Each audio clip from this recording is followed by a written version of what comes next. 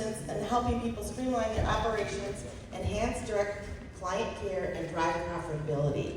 With over 15 years experience in healthcare operations and marketing, she understands the challenge of delegation firsthand. Her passion for delegation is rooted in her mission to help business owners scale without burnout and build systems that work for them and not against them. Please help me welcome Regina to the stage. Hi guys, how's it going? Good morning. So I want to start off by talking about a story. So back in 2020, in the middle of the pandemic, I was hired to start another home health and hospice agency in Colorado. That's where I'm from. Anybody from Colorado? Hey, oh, I know you guys. You guys remember the pandemic, right? The dark ages. People were disappearing, things were getting shut down. It was chaos, pure chaos. And a lot like you guys, when you start a business, you trade in your 40-hour work week for never-ending work. You're on call every day, every weekend, every holiday. You solve every problem, you wear every hat, because this is what we signed up for, right, as owners. I told myself something: if I don't do it, who will? How many times have you guys said that to yourselves just this year, just this quarter? How many times have you had to run out of this room to get on your phone and handle something?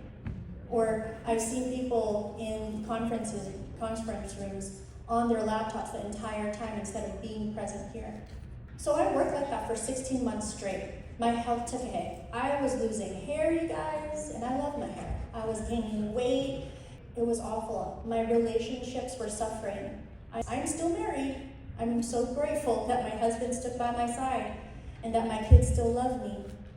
And on top of that, I didn't know what happiness felt like anymore. I felt like I was on survival mode all the time. So one day, my husband had enough of it. He said, "I'm taking you away from us." And so he took me to Dollywood. Before I could get to Dollywood, I trained a young woman to help me with scheduling, but it wasn't going well. She caused more problems than she solved. And I'm at Dollywood and my phone kept buzzing. Phones, text messages, calls. And I remember specifically, I got this text message. She said, "Regina, I'm gonna go on lunch." And then she never came back.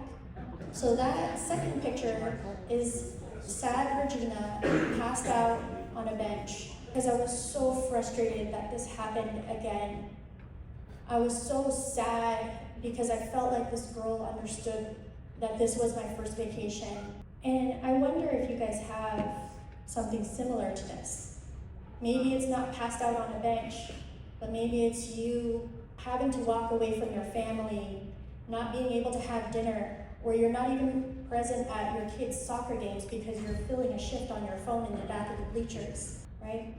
I feel like as owners and operators, we're sacrificing our time with our families, because if we don't fill a last-minute shift, that means someone else's family is not going to get dinner that night. So that moment at Dollywood was my breaking point, but it was also a turning point for me.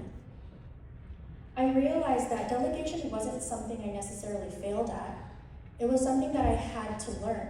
It wasn't just about handing off tasks, but it was about finding the right people and trusting them to carry the load. I realized that happened to me because I told this young girl, "Call me if you need anything, text me no matter what time of day, I'm always here to help you." That's not delegation. Since then, I've worked really hard on trying to figure out a way to delegate in a way that actually works. I learned to hire people that shared my vision, how to set clear expectations, and you guys, this is important, how to protect my time and boundaries. Most importantly, I realized that delegation isn't about spiraling and crashing out and losing control, but it's about making space for what truly matters. And that's what we're going to talk about today. So this story of sad Gina on a bench, it's not just a personal journey, but it's a universal lesson in leadership and growth. That's why we're here today. As we gather here, we need to remind each other that the path to success doesn't have to be a lonely one. You don't have to do this on your own, but it does require building strong teams and empowering others to share in our vision. Today we're going to discover the art of delegation. develop strategies that align with our values, and create the space needed to focus on strategic priorities. As owners, you guys, we are the ones tasked with the hardest problems that the agency has. That falls on our laps. So if you want to transform challenges into opportunities, then thank you for being here. If you want to take back your time and actually build a company that you don't grow to hate, then please listen up. So a lot of what I'm going to tell you guys comes from three main sources. Reading countless business books. I have a master's in business. And getting into a room with some of the smartest people that I can find.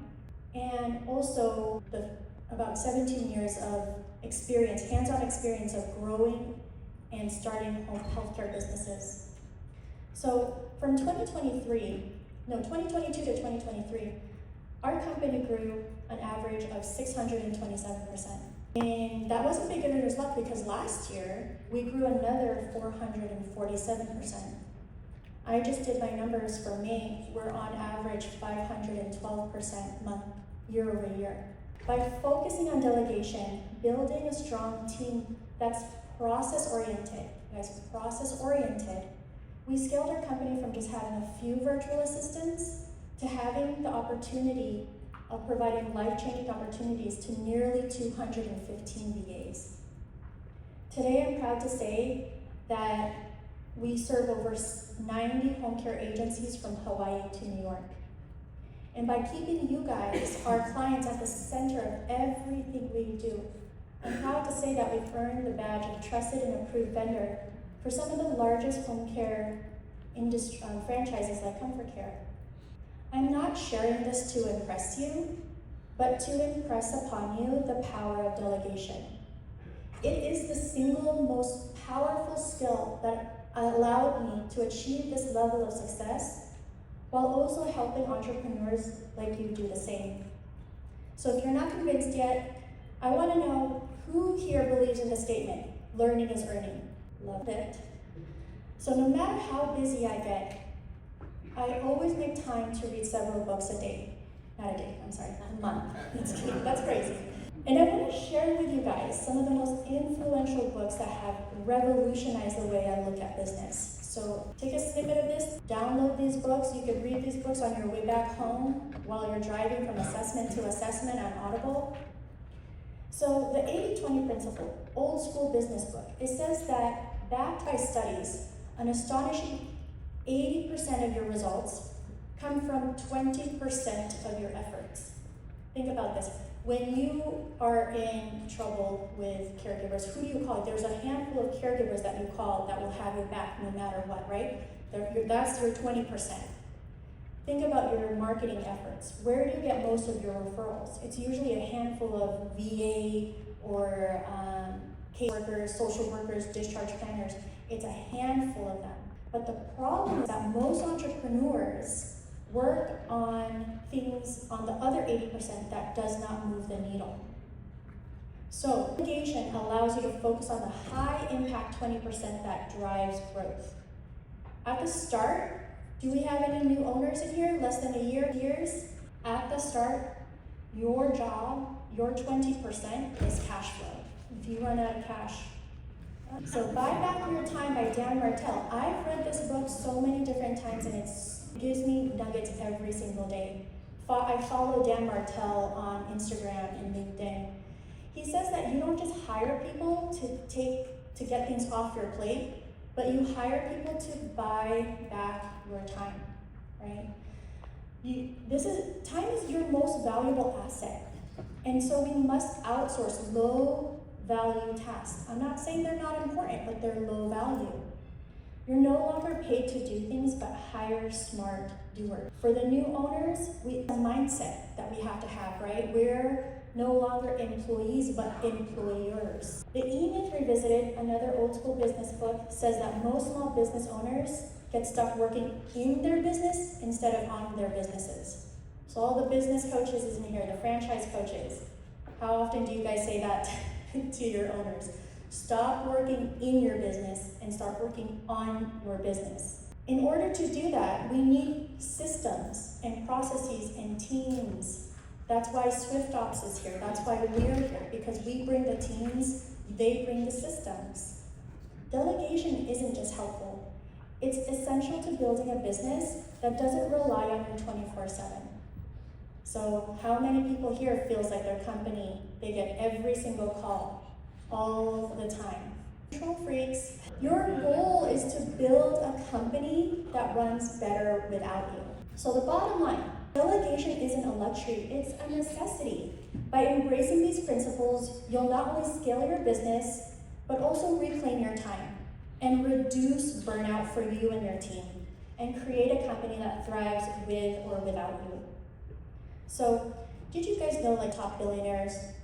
Oprah, Jeff Bezos, I don't want to say Elon Musk, but Elon Musk, they adopt a forever student mindset because they're filled with libraries, and you won't catch them doom scrolling on Instagram, because all it takes is one good idea to change everything. And I want to tell you guys about one of the ideas that that's allowed me to level up again and again and again in my business.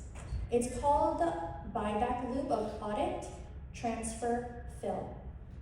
So when I started my business, Ascension business in 2022, to be honest, a lot of my life, my adult life, I had what they call a GSD mentality, get shit done. But that meant taking on everything myself. Does that sound familiar? Who has GSD? Who team also has GSD? Maybe you hired someone, your operations manager, your administrator, who just wants to take on everything themselves. Let me show you why that has to change. That mindset has to shift. Maybe it is okay to have GSD, but what are you using your time for, right? So once I proved that my idea that assistance for home care works, I got buried in emails, back-to-back meetings. I was doing all the hiring, the firing, the onboarding, social media. I realized that I wasn't running a business. My business was running me. And the lack of streamlined processes made me the bottleneck of my own company. I wonder if you guys feel that way, that your team moved because you haven't made certain decisions, but you're so backed up, and so there's this downstream effect of you being the bottleneck on your entire team. So I implemented, this is how I turned it around, the buyback loop. I implemented it, and I started by auditing my time to identify tasks that I could actually delegate. Then I hired key roles to take ownership of those tasks, effectively replacing myself every 3 to 6 months. For example, administrative tasks is where you guys start. If you don't have an assistant, I'm gonna say sorry, you guys are the assistant. You're an overpaid assistant that's not doing it very well. Then you have how to deliver your product, right? So hired an assistant, she manages my inbox, my schedules. Then I hired an operations manager. Our virtual assistants, how to create standard operating procedures for everything that they do.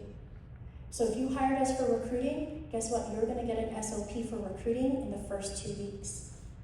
She implemented systems of accountability and transparency, like end-of-day reports. You guys, these end-of-day reports are amazing. You can see what every single thing that your VA did that night or that weekend. This transformed our clients' experience from a simple to-do lister to a strategic long-term growth partner.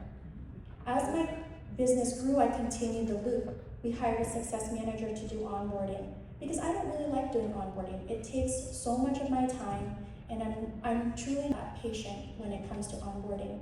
So think about it, you guys. What are some things that you don't really love doing? Why did you get into home care? Did you do it so that way you can do payroll or do recruiting? No, you got it, maybe.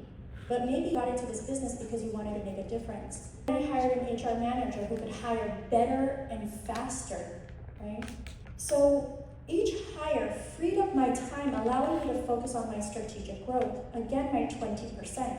Initiatives like building power partnerships with coaches, getting ABS to be recognized as one of the best virtual assistant firms in the whole country. I just got my first Canada client last week. Every transfer the task to someone who could do it better, faster, and with more passion, I was able to fill up my time with higher level activities that drove revenue and filled me up with joy. So you might be wondering, what's in it for me, right? With them, what's in it for me? How does this apply to you guys? Do you know what your 20% is? Let's uncover what tasks are actually holding you back from focusing on your 20%. How much of your time is spent putting out fire every day, doing the day-to-day operations, or handling tasks that could be delegated by someone else? Those things, how much time are you actually allocating to growing your agency? So remember, you guys, as owners, we need to do what is required, not what is desired. So let's go through this framework together. This, you guys have a workbook in front of you. So it all starts with intentionality. So this workbook starts with calculating your hourly value because your time is your most valuable resource. So let's determine how much it's actually worth. You take your annual income goal. So people that have had their company for 5 years, 10 years, 14, 15 years, you know what your annual income goal is, right? So when I left my corporate job, I was making over $250K. I knew I wanted to make at least $200K within the first 2 years of my business, or else I was gonna cry. But, so $200K divided by 40 hours a week, divided by 50 weeks in a year, my hourly value is therefore $100, right? The people that you hire, your top management that you give them $100,000, let's just say. If you apply the same formula, their hourly value is then $50 an hour. So now ask yourself, are you spending time on high value tasks that align with $100?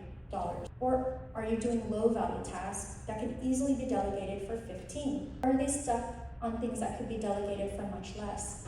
I want to give you guys a very practical example. I don't like cleaning my house that much. I like cleaning, but I don't love cleaning. I don't like toilets. I don't love getting on cleaning my floor. So what did I do? I outsourced that. I found a company that can send 2 girls, and they clean my house for 4 hours. And I pay them $210. Their hourly value is $26 versus mine of $100. That is a no-brainer, right? But guess what? The best part is that I get to take 8 hours of my time back. I get to do things that I love doing, like spending time with my parents, right? Our time then is very limited. I get to go have boozy brunches with my girlfriends and go boozy shopping. I get to pretend that I love pickleball with my husband. And so think about that, guys. What are some practical things that you guys do today that's going to give you your time back? So now that you've calculated your hourly value, this is where you can use this table. And this is how you decide where your time is going. Give yourself Monday, Tuesday, Wednesday to do this, and you will see where your time is going. Your top paid employees that are always saying, I don't have enough time to do these things. They're always deadlines, they're always missing their KPIs. Have them do this table, and you will see where their time is going. I would say, and this is how you determine. So you use your hourly value, you use this table, and you can easily see what things need to be delegated ASAP. So audit transfer. Now you have to transfer it to somebody. Get it off of your plate. So you can hire internally, right? These are ideal for roles that require close collaboration and internal knowledge, like your business development people. They need to be out there, boots on the ground, knocking on doors, telling them you need to refer to ComForCare. Administrators. But have you guys considered virtual assistants?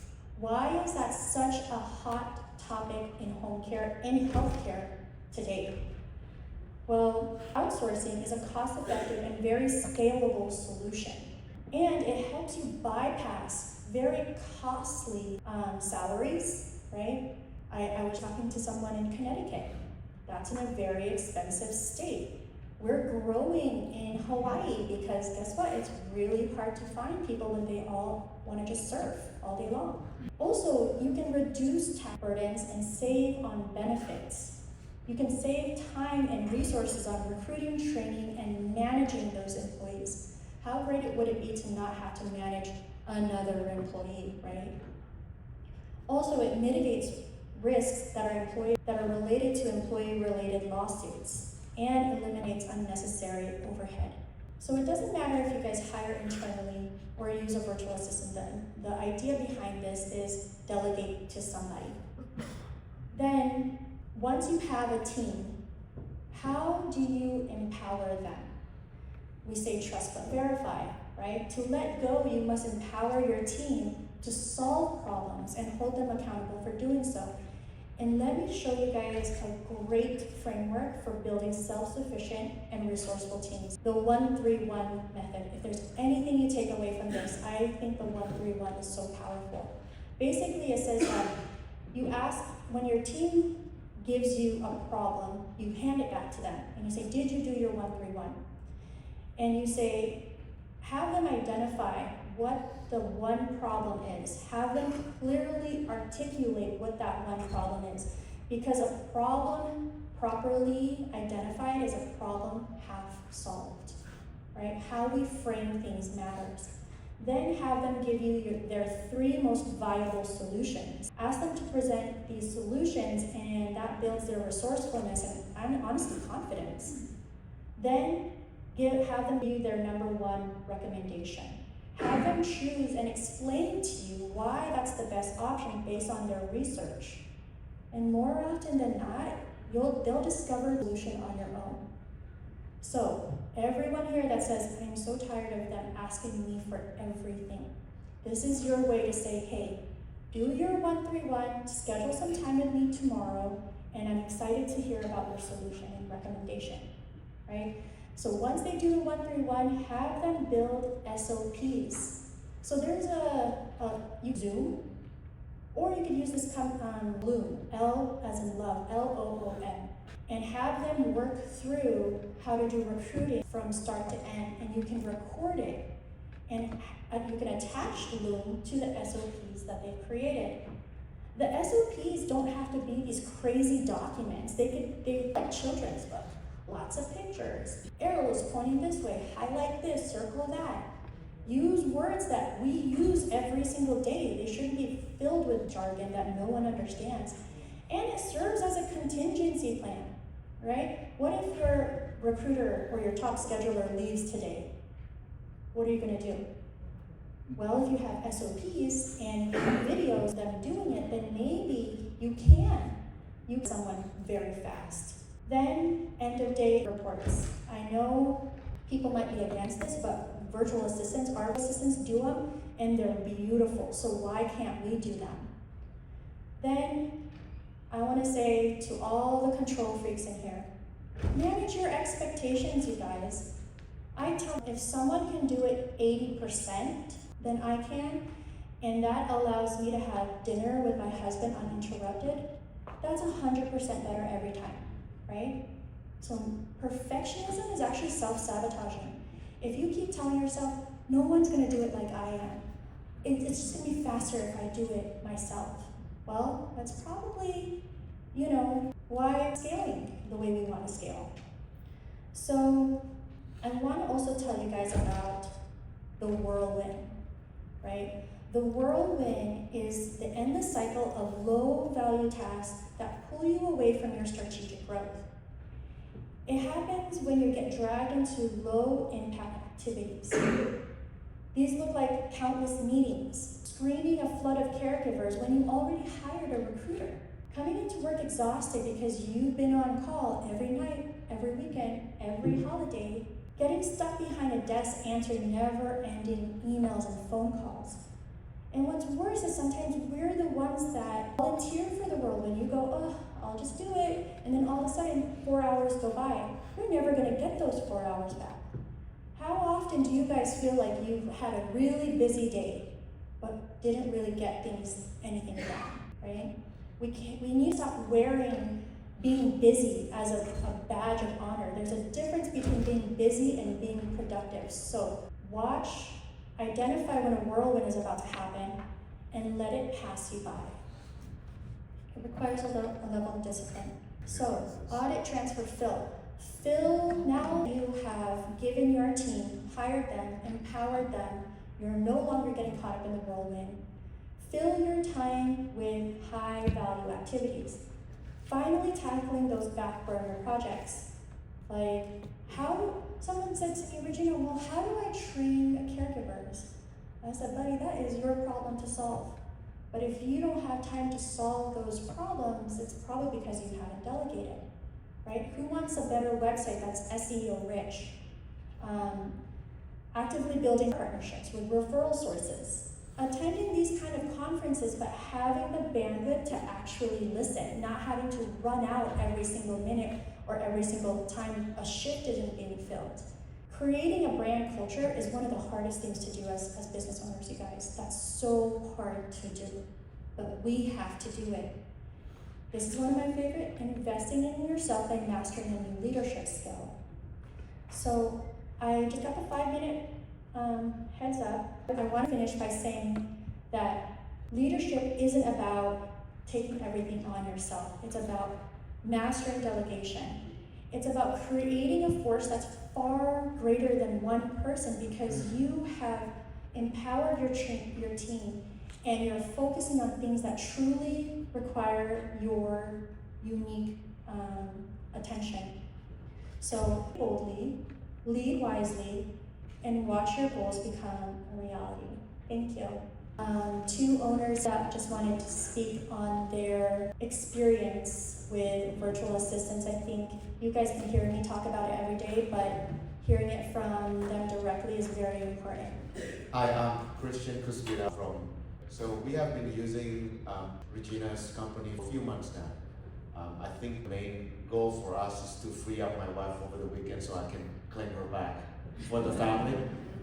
So we actually spent, she's good 5 days to really giving orientations to the team. I think we have 2 or 3 in the team, 3 people.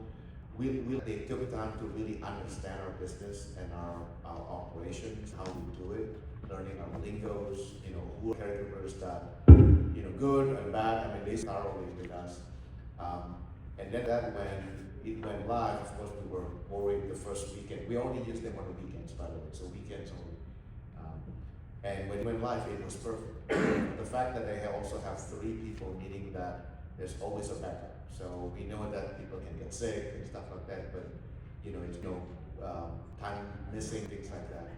And then the other thing that we like also is, so we're going to a trip for 3 weeks, and we just signed, over that we do it overnight. So we add for a month, and then after that we don't read them, anymore on the next trip, hopefully. But so that's the other thing too. It's not like you can start and stop. Once our procedures, they wonderful job, and then I'll tell you the report that we got. So sometimes when you go in the weekend and have fun, the dread part ready on the Monday, right? Not knowing what's going on. But our schedulers and we'll get a report on logs of the calls and the reports of what's going on, because then on Monday morning you just glance through the report and then they go their day, right? And it's really, really good. So bring my wife back for the weekend. I'm Ryan. I'm actually in the Winston-Salem, North Carolina office, and we signed up with Regina's team. I think we're in our 2nd month now, 2nd or 3rd month, and we use it Friday. So the team takes over all of our communications at 4:30 p.m. on Monday.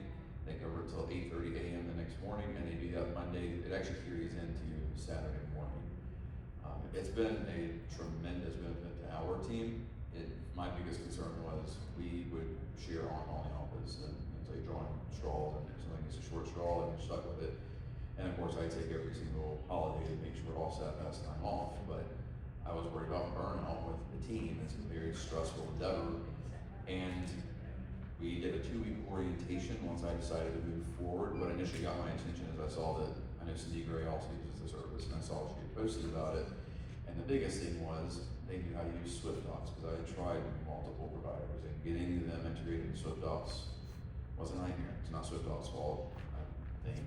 But your team was able to learn it very, very quickly. In fact, the two people that are assigned to us, also, by the way, they're permanent assignments. It's not like I've got to wonder who it is. Each week it's the same two women who are phenomenal. They gave us SOPs of how they do the process, and I was telling you outside, Regina, that I actually adopted those SOPs and now have my office-based team also utilize that from when we are managing daily communications. But freeing up the time has been big, not just answering the phones 4:30 p to 8:30 a, knowing how to work with ops too. It's not always that busy. We do get a lot of calls, but it's two people, so they split the shifts at 16 hours a day, and they take it 8 and 8. That second 8-hour shift from 12:30 a.m. to 8:30 a.m., 2 or 3 calls. I was just showing Joe our report from last night. So what do they do at that time?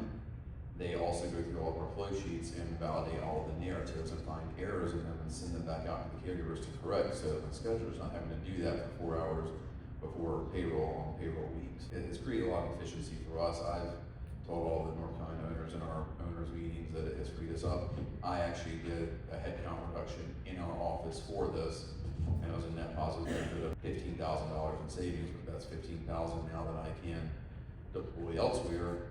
And another added benefit, we call it a side benefit, but I'm finding it to be a bigger benefit, is I did remove one person because this has been so efficient. We also use a recruiting service externally now.